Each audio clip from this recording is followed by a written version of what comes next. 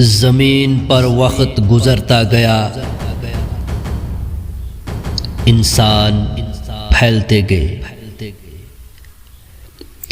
لیکن ساتھ ساتھ شیطان کا جال بھی مضبوط ہوتا گیا۔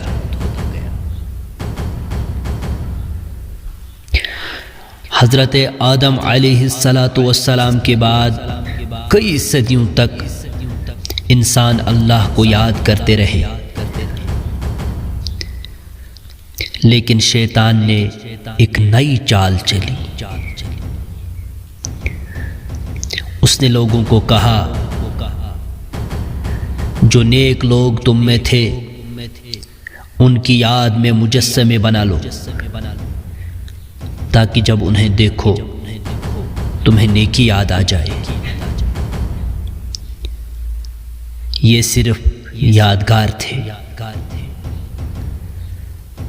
لیکن وقت گزرا، نسلیں بدل گئی، اور شیطان نے ان کے کان میں سرگوشی کی۔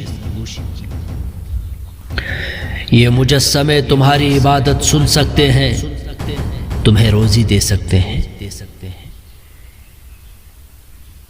یوں پہلی بار زمین پر شرک کا اندھیرا چھا گیا۔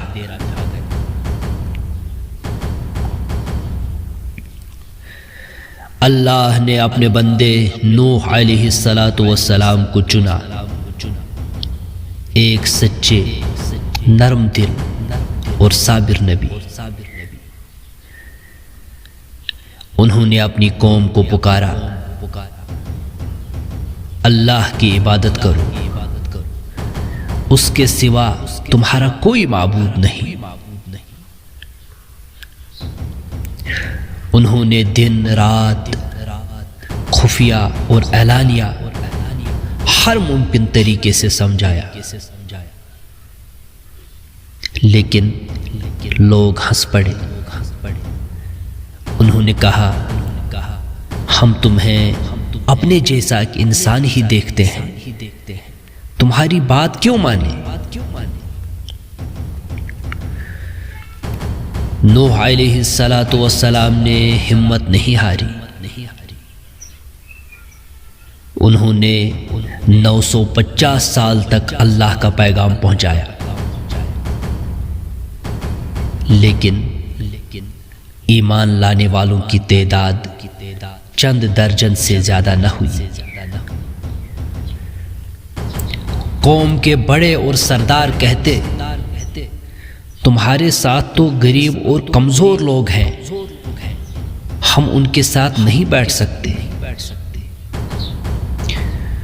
نوح علیہ السلام نے کہا، ایمان عزت سے بڑھ کر ہے، میں کسی کو نہیں نکال سکتا۔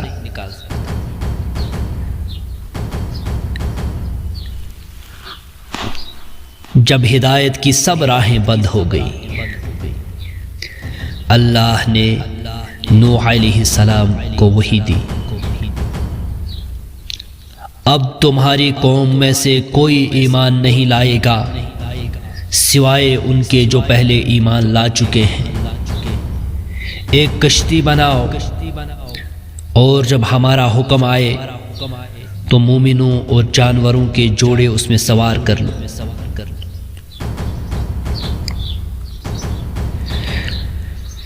نوح علیہ السلام بیابان میں کشتی بنانے لگے۔ قوم کے لوگ ہنستے، مذاق اڑاتے، او نوح، سمندر کہاں ہے؟ یہ کشتی کہاں چلے گی؟ نوح علیہ السلام بس اتنا کہتے، وقت آنے دو، تم خود دیکھو گے۔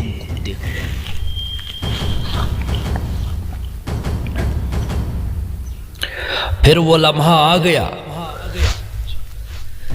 زمین سے پانی ابلنے لگا، آسمان سے بارش گویا دریاؤں کی شکل میں برسنے لگی، پہاڑ پانی میں ڈوب گئے، درخت جڑ سے اکھڑ گئے، کشتی نوح پانی کے پہاڑوں پر تیرنے لگی۔ اندر مومن، باہر ہر طرف چیخیں، آنسو اور موت کا رقص۔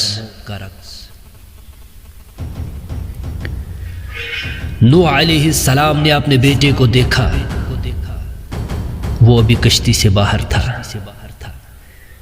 نوح علیہ السلام نے پکارا، بیٹا ہمارے ساتھ آ جا، کافروں کے ساتھ نہ رہ۔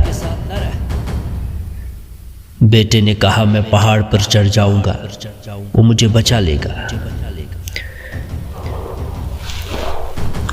نوح علیہ السلام نے کہا، آج کوئی نہیں بچا سکتا سوائے اللہ کے۔ ایک لہر آئی اور بیٹے کو ہمیشہ کے لیے نکل گئی۔ پانی کم ہوا، کشتی جودی پہاڑ پر رک گئی۔ نوح علیہ السلام اور مومن زمین پر اترے۔ ایک نئی زندگی شروع ہوئی، لیکن یہ سبق رہ گیا کہ اللہ کے عذاب سے کوئی نہیں بچ سکتا سوائے ایمان والوں کے۔